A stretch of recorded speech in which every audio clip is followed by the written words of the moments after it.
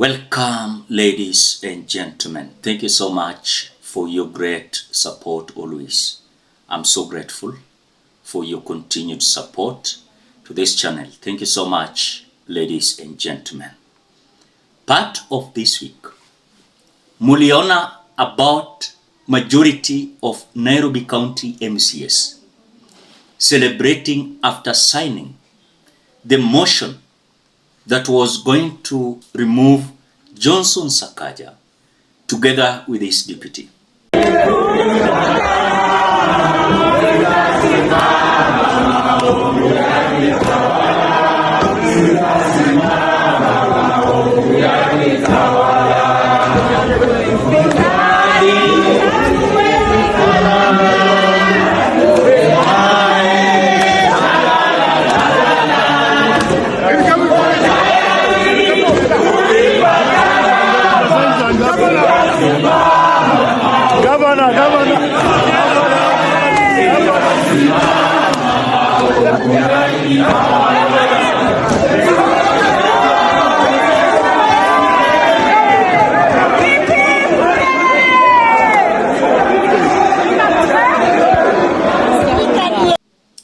When this news came in, we saw Johnson Sakaja trembling, and even the celebration that heated the Nairobi County Assembly.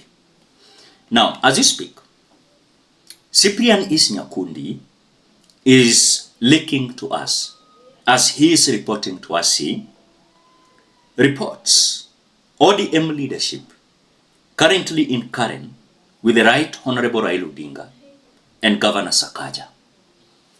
Now, before we continue, as you always do, ensure you like the video. When you like the video, you automatically support the work that I'm doing in this channel, because sometimes you watch and you forget liking the video. So this is just a reminder. As you watch, please consider liking the video. Thank you so much for that like.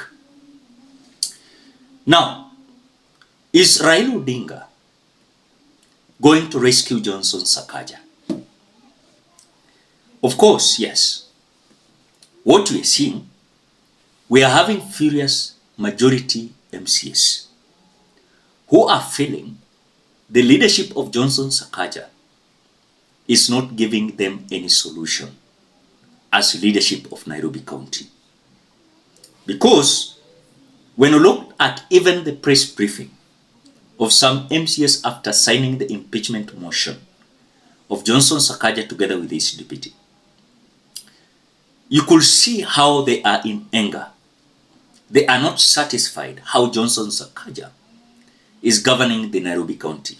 Speaker's Kamukuji that had been called by the Speaker himself to update members on the charges that they already put on his desk, and they have not been receiving solutions for the same. So the members raised the issues of bursaries. You realize it's only Nairobi County, or one of the counties, that have not been able to distribute bursaries to the residents of Nairobi. There was also the issue of WDF, Ward Development Fund, that has not been working according to us. We have had stalled projects where we have not received any answers from the executive. There are so many stalled projects within the wards, and the residents of Nairobi have been asking why those projects have not yet been completed. The members are also saying that the governor is not in touch, completely in touch, both with the ground and with this assembly, the members of this assembly. 3/4 of the members who make calls to the governor, he does not reply or call back to these members. So there's a question of communication between the executive and the assembly, and there is also the issue of his failure to come out on the issue of the broad-based government. He does not give direction on the issue of broad-based government. There are some issues that are supposed to be dealt with by the intergovernmental laws that he has failed to do so. So many of these things have not been implemented. The issue of motions, the bills that have been passed before this parliament, before this assembly, he has not taken any implementation step. And we are very cautious on these issues. That's why members came on board and they decided to discuss these things with the Speaker. Which we have had several times to impeach the government. We finally got. One of the resolutions that have been passed by the members here today is that both the governor of Nairobi and his deputy must start packing. And we are not threatening, we are going to do it. Signature collection probably. It will start very soon, and all members are coordinated, and we believe that by next week we'll be having a retreat on the same. Today what we had here was about 96 and over members who attended Kamukunji. Remember, this assembly has 122 members, so therefore we are over and above the numbers that are needed to impeach both the governor and the deputy. So signature collection, can it happen and it's still on recess? The collection of the signatures will go on as long as it is the Speaker who has called the retreat. Members are free now to collect the signatures there. It is not the work of the Speaker to collect the signatures, but the motion can be initiated by a member of this assembly. Are you willing to do that? Yes, we are. We are ready like yesterday. I wish this resolution, we made it 3 or 4 weeks ago. We would be very far. Even if it means calling for a special sitting to deal with this specific agenda, we are ready to, and we're asking the Speaker to call for that special sitting so that we can deal with that agenda. Yes. Thank you. Now, when this is happening, remember earlier on, immediately Sakaja was sworn in the office. He worked for 1 year. After working for 1 year, I can tell you, there was an attempt of impeaching Johnson Sakaja by the UDA MCS. What happened? Johnson Sakaja rushed for a rescue in ODM party. Remember, ODM party is having several MCS there. And of course, the way I told you, the majority MCS there elected, they were from Azimio. Johnson Sakaja won election without majority of MCS. So when Johnson Sakaja saw it like the impeachment of UDA was going to, of course, make the ODM MCS to join hands together, and this could be a huge impeachment. The way I told you, remember, we are having a governor who was impeached previously, and that is Sonko. Now, look at this scenario, whereby Raila Amolo Odinga is meeting Johnson Sakaja together with ODM fraternity. At the time that the MCS have decided to sign the impeachment motion of Johnson Sakaja, what is the mission? The mission is to mobilize MCS to debunk and distance themselves from that impeachment, because they want to portray it as if someone behind the scene is the one who is mobilizing the impeachment. Tomorrow, you will hear that, oh, it is Gachagua who is mobilizing the MCS to impeach Johnson Sakaja. You will hear, oh, some MPs who are allied to Gachagua, they are mobilizing the impeachment of Johnson Sakaja. The reality be told, when look at this scenario, is that Johnson Sakaja has no powers, but the only thing he's having is to maintain ODM MCS. On the same note, to maintain the UDA MCS and some, of course, ideas how he's going to deal with this MCS.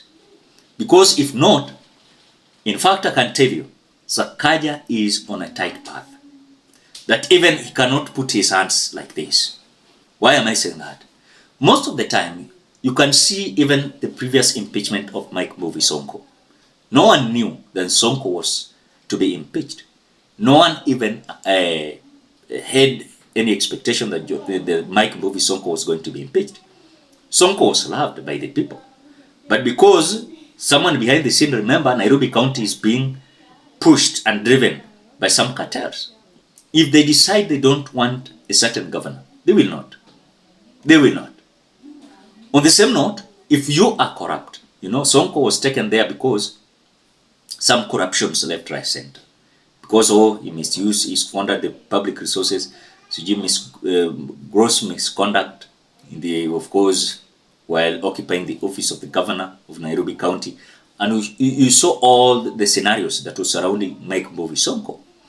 But now with Sakaja, he is also facing a certain tight corner where the UDA MCS, where he was elected. Remember, Johnson Sakaja was elected a governor with the UDA ticket. He's having just minority MCS. These minority MCS, they don't love Johnson Sakaja. The majority MCS, wale ndo wanawekaweka Sakaja pale. Ni kama yeye pia amebebwa na wame MCS wa opposition, because remember, positions wako na MCS kadhaa pale. But now, does it mean that the meeting that has been, of course, leaked by Cyprian East Nyakundi, where some members of parliament of Nairobi County, an ODM fraternity, they have been, of course, they are meeting Raila Odinga together with Johnson Sakaja. What is the mission? The mission number one is to rescue Johnson Sakaja. That is what I'm seeing. Number two is how Johnson Sakaja is going to manipulate the minds of these MCS. Number three is Raila to give direction to his MCS elected under ODM party. You know, remember ODM also is having majority, some members of County Assembly of Nairobi. And so they must be given direction and be told, you must not impeach Johnson Sakaja. And that is why, despite of even around 96, around 96 MCS, who even agreed to impeach Johnson Sakaja, I don't know how things are going to be. Because it is a tight conversation that MCS have decided, and they have declared that no one is going to stand in front of them. They are going to fight until the end. Because what they have realized is they are having a leadership that does not listen to their demands.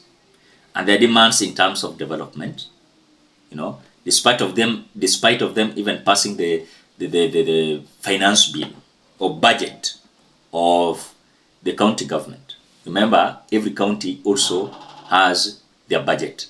When they passed the budget of the Nairobi County, they expected that some of issues they raised, and even some budgets that was to benefit their people, they have not received. So when you see these MCS coming out furious to demand, you know, that Johnson Sakaja to be impeached, it is something they have realized. Johnson Sakaja is just there as a praise and worshiper leader that is doing nothing, you know, but is just being pushed to do something because of a moment of re-election is now hitting the ground, that some individuals want to remove him. But it will be a history for Johnson Sakaja to escape this impeachment. Number two, to go for a second term and actually to be able to win this seat again come 2027. But hii kumit Raila, kumit CJMPs wa ODM ni kuhakikisha Johnson Sakaja anaenda kwa rescue. Na mjue chini ya maji, hawa watu wanachotewa kitu. Wao wanachotewa kitu na wanaambiwa, sikizeni, hakuna mtu anatoa Johnson Sakaja. Hivyo wataambiwa hivyo. Na watu watapewa mapesa hapa. Hata magari ama wafanyiwe chochote wanataka. Au MCS. Lakini wasimpeach nani? Johnson Sakaja. Again, I saw some individuals saying that Raila Odinga is going to play a big role to rescue Johnson Sakaja in terms of the impeachment and in terms of his re-election come 2027. So whatever we are just waiting is to see what is the intention of this meeting. Are they going to post it online and say this is the intention of us meeting the ODM fraternity with Johnson Sakaja? But for me, I've summarized. They want to rescue Johnson Sakaja as an ODM fraternity. What do you think, Kenyans? Drop your opinion at the comment section below. Otherwise, thank you so much because of your great support. Please consider subscribing, liking, commenting, and sharing this video. Till we meet in another video.